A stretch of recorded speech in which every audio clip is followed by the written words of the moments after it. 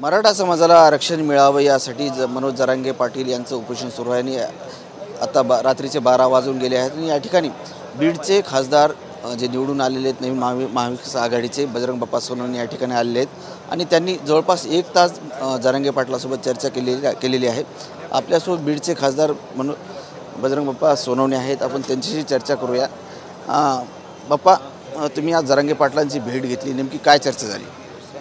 काय नाही, आदरणीय दादांची तब्येत खूप नाजूक झालेली आहे, याच्यासाठी मी त्यांना भेटायला आलो। त्यांच्या तब्येतीची चौकशी केली, त्यांना विनंती करत होतो मी पाणी घ्या, पण ती पाणी पण घेत नाहीत आणि या गोष्टी त्यांचं म्हणणं आहे की मला माझ्या समाजाला न्याय देण्यासाठी मी हे करतोय, माझ्या समाजाला न्याय मिळाला पाहिजे, त्यांची जी मागणी आहे ती मागणी पूर्ण करण्यासाठी ते पूर्ण ठाम आहेत आणि त्याच्यासाठी सरकारनं लवकरात लवकर याच्यात मार्ग काढला पाहिजे आणि सरकारने त्यांच्याबरोबर चर्चा केली पाहिजे। जरांगे पाटलांचा आता 12 वाजून गेले, 6वा दिवस आहे उपोषणाचा, पण सरकार दखल घेत नाही।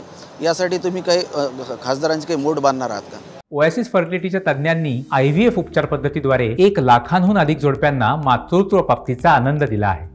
मोफत अपॉइंटमेंट बुक करण्यासाठी आजच संपर्क साधा। मी सांगितलं आहे की मी खासदार महोदयांना सर्वांना उद्या आता सकाळपासून सर्वांना संपर्क करून मी ज्यांना एकत्रित करून त्यांच्याशी संपर्क साधणार आहे आणि राज्यपालांची भेट घेणार आहोत। बाप्पा, टीव्हीचा एक सर्वे होता की जी पुढची विधानसभा येणार आहे, जसं लोकसभेला तुम्हाला यश मिळालं त्याप्रमाणेच पुढच्या विधानसभेला पण तुम्हाला महाविकास आघाडीला यश मिळेल?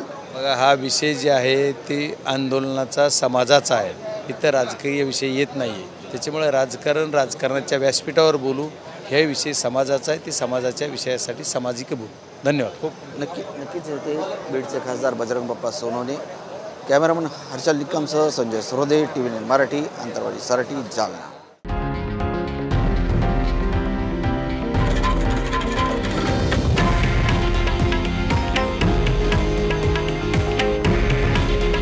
हे आहे देशातील नंबर 1 न्यूज नेटवर्क आणि आपण पाहत आहात TV9 मराठी।